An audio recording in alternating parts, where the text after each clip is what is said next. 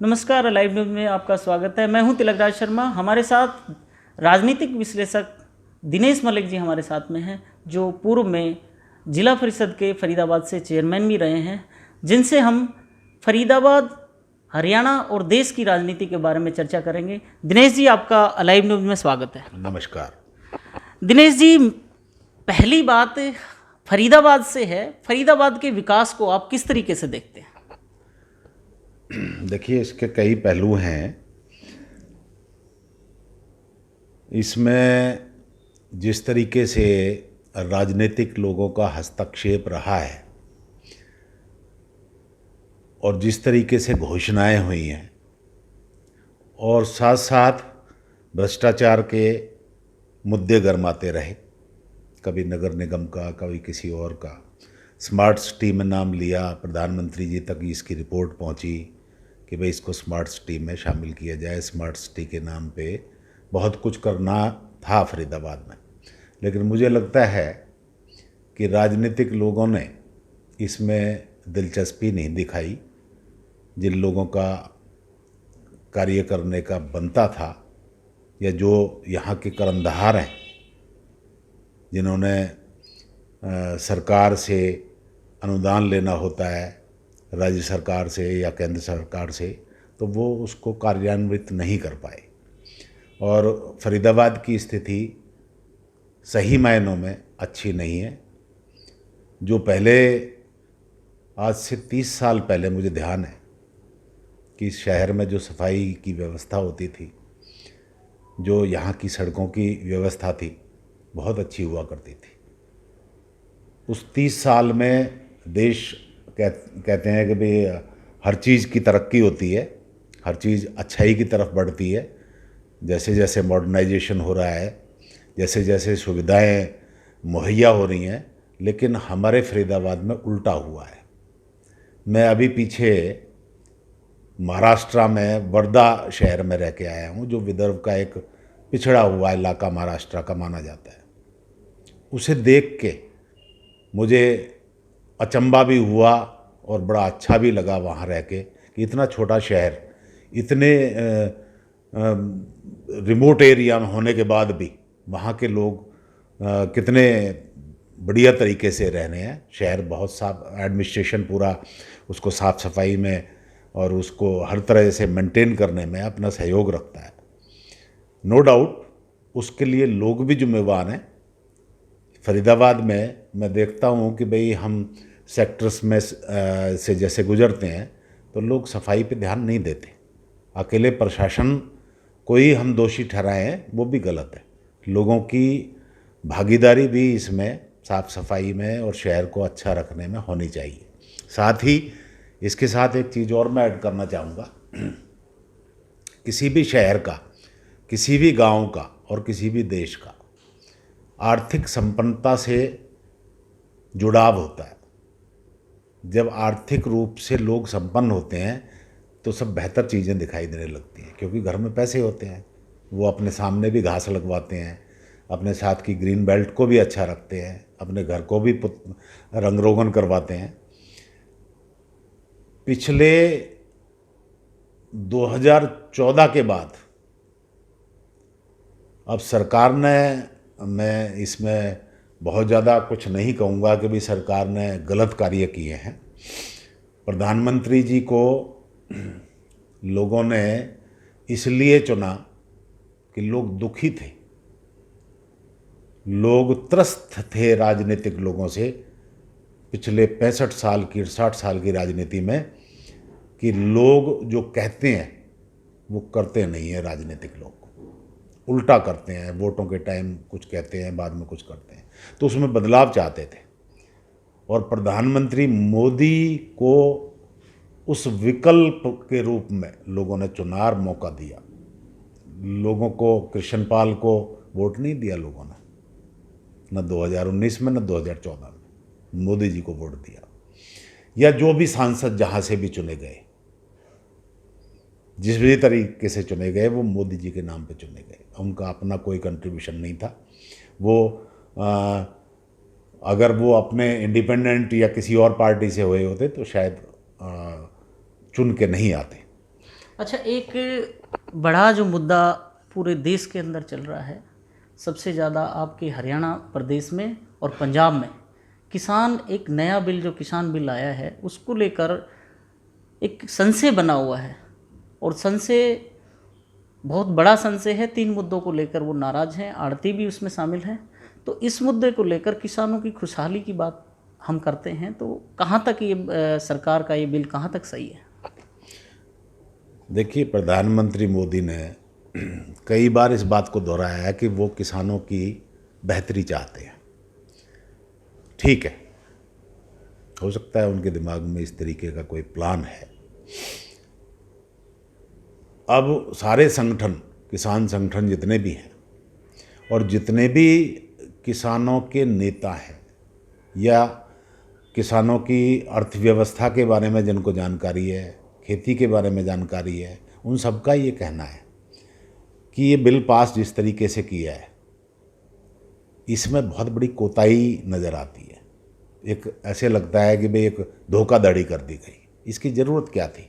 जब इतना अच्छा बिल आप लेके आ रहे हैं, किसानों के भले की सब बात सोच रहे हैं, तो उसको एक जो तरीका है संसद का, उस तरीके से उस बिल को पास करवाया जाता।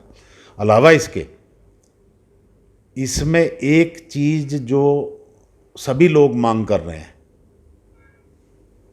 कि बाहर कहीं भी उनकी फसल किसानों की खरीदी जाए वो एमएसपी से कम नहीं होगी। अगर ये बात और लिख दी जाए, उसमें अमेंड कर दिया जाए बिल को, तो क्या फ़र्क पड़ता है? अगर सरकार की और प्रधानमंत्री की, कृषि मंत्री की, सब लोगों की नेक नियत ही है, तो इस बात को लिखने में कोई बुराई नहीं। एमएसपी को लेकर तो सरकार के जो नेता हैं वो भी कह रहे हैं कि हम एमएसपी देना चाह रहे हैं और गारंटी से देंगे। सिर्फ कहने से बात नहीं बनती ना। कहा तो ये भी गया था, लोग इसी बात को लेकर क्रिटिसाइज कर रहे हैं कि भाई हम काला धन मंगवाएंगे। चुनाव से पहले ही वायदा था सरकार का।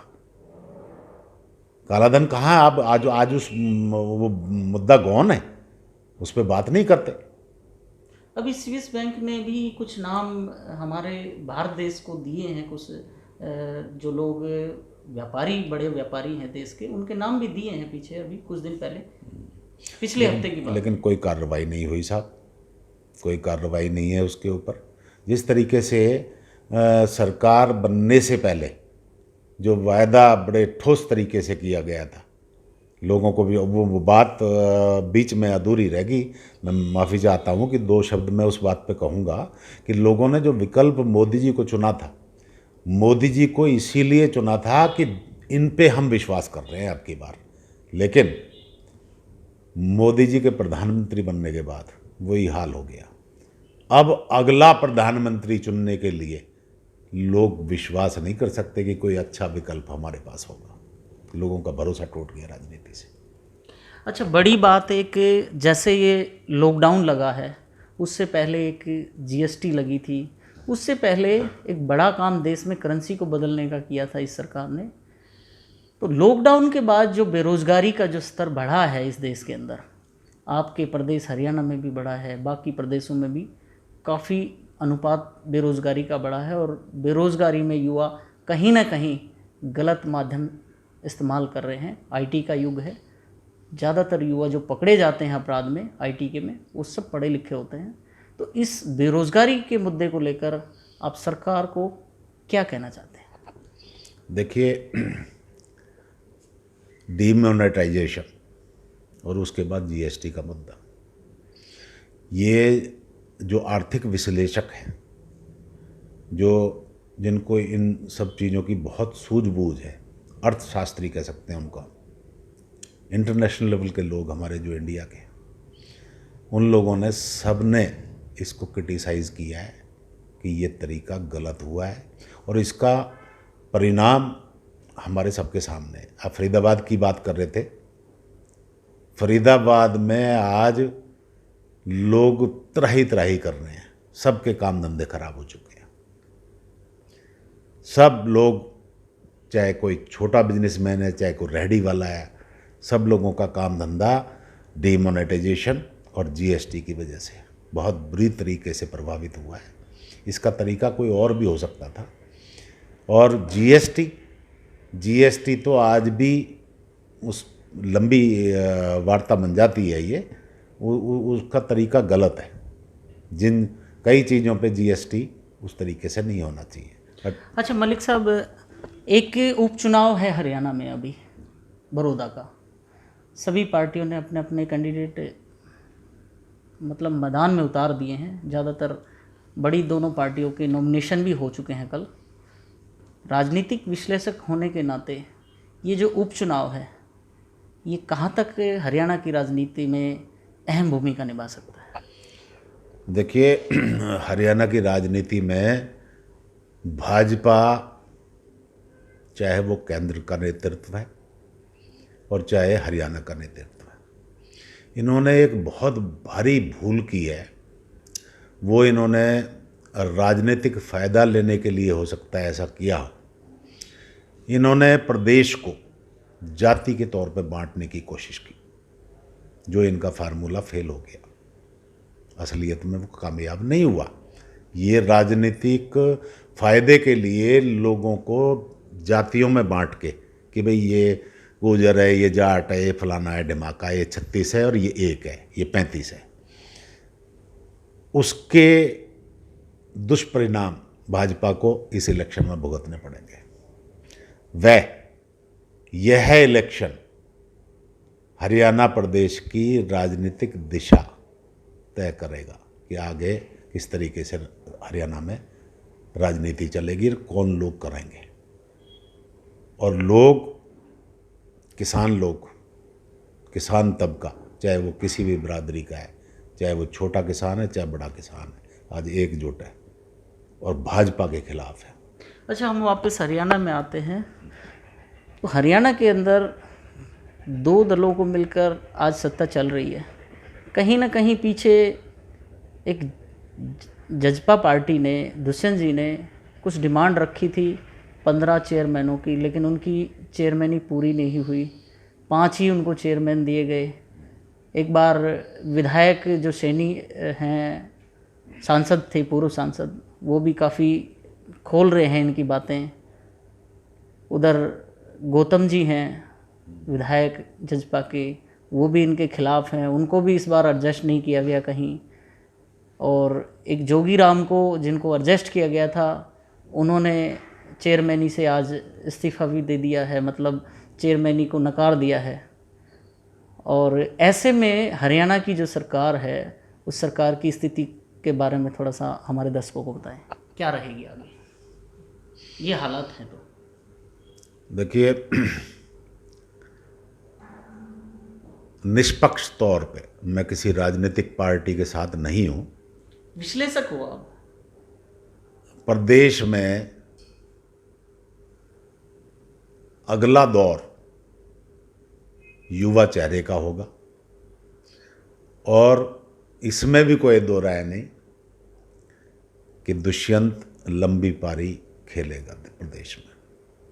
अगला मुख्यमंत्री है वो, इसको झुटला नहीं सकते। और क्योंकि युवा बहुत बड़े पैमाने पे उसके साथ है। अच्छा मलिक साहब, आपकी एक बार बीच में बात काट दूंगा। दुष्यंत जी को पूरा हरियाणा का किसान, विपक्ष पार्टियां घेरने में लगी हुई है कि जो पार्टी देश के किसानों के हित में नहीं है और जिसके वंशज हैं वो किसानों के हितैषी रहे हैं, चौधरी देवीलाल जी, तो कहीं ना कहीं वो उस पार्टी का साथ दे रहे हैं जो किसानों के खिलाफ जो बिल पेश किया है।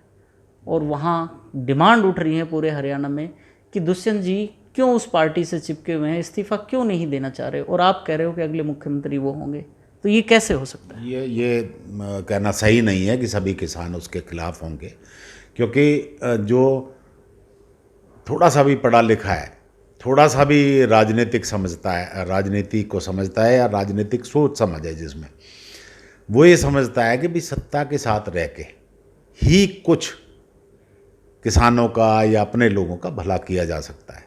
आज अगर वो इस्तीफ़ा दे दें तो जहाँ जो जिस पोजीशन पे हैं अगले 3 महीने बाद और नीचे आ जाएंगे। इसलिए वो सत्ता के साथ लगे हुए हैं। और एक और भी मैं बताना चाहूँगा आपको, जितनी मेरी सोच है मोदी जी खास तौर से दुष्यंत को पसंद करते हैं। नहीं तो प्रदेश की जो भाजपा की नुमाइंदगी है, या जो प्रदेश अध्यक्ष हैं, या जो मुख्यमंत्री हैं, वो लंबे टाइम तक इस कोalition को बरकरार नहीं रखते। उनके पास मेजॉरिटी है। ये मोदी जी के दबाव में मोदी जी चाहते हैं कि दुष्यंत को, देखिए कुछ चीज़ें मोदी जी की बहुत अच्छी हैं। वो देश के भविष्य के लिए एक प्रदेश में एक नेता पैदा कर रहे हैं कि भाई ये लड़का अच्छा है, जो मेरी सोच है। अभी आपने कुछ सवाल पहले आपने कहा कि मोदी जी की जो कुछ बातें हैं, जो उन्होंने नोटबंदी और जो विदेशों से जो काला धन मंगाने की बात कही है, उस पे तो मोदी को आपने फेल बताया, और यहाँ आप हरियाणा में आप उनको दुष्यंत जी के लिए एकदम स्पष्ट कह रहे हो कि वो एक नया चेहरा लाना चाहते हैं। कहीं ना कहीं आपके संकेत ऐसा तो नहीं है कि दुष्यंत जी बीजेपी के साथ जुड़ जाएं, पार्टी को विलय कर देखिए दें? ये तो भविष्य पे निर्भर करता है, और ये कोई बड़ी बात भी नहीं है कि लोग बहुत बड़े बड़े नेता पार्टियां छोड़ के एक से दूसरी पार्टियों में गए हैं। ऐसा भी मुमकिन है, कभी कोई समय आ जसपा का जाए। भाजपा में विलय की राजनीतिक बात तो नहीं, है। राजनीतिक विश्लेषक होने के कारण आपने एक चीज़ और मेरे से पूछी कि देखिए जो मोदी जी की कमियां हैं वो बताना भी मेरा फ़र्ज़ है, और जो मोदी जी के प्लस हैं उनका भी मैं अगर जिक्र ना करूं तो फिर उसका फ़ायदा क्या है, वो भी मुझे बताना चाहिए। चलो, ये थे हमारे साथ दिनेश मलिक जी, जिन्होंने पूरी हरियाणा से लेकर देश की राजनीति के बारे में अपने स्पष्ट विचार रखे हैं। अब देखना यह है कि हरियाणा की राजनीति किस करवट बैठती है, ये अभी भविष्य के गर्भ में है। फिर मिलते हैं एक नए शख्सियत के साथ में, राजनीतिक विश्लेषक के साथ में। जब तक आप इस इंटरव्यू को देखें और इसे सब्सक्राइब ज़रूर करें, शेयर करें, ताकि दिनेश मलिक जी की जो बात है वो देश के युवा तक ज़रूर पहुँचे, भाजपा और जजपा और देश के प्रधानमंत्री तक ज़रूर पहुँचे। खबरों की विस्तार से जानकारी के लिए सब्सक्राइब करें हमारा चैनल और क्लिक करें बेल आइकन पर, ताकि कोई भी खबर आपसे अछूती ना रह सके।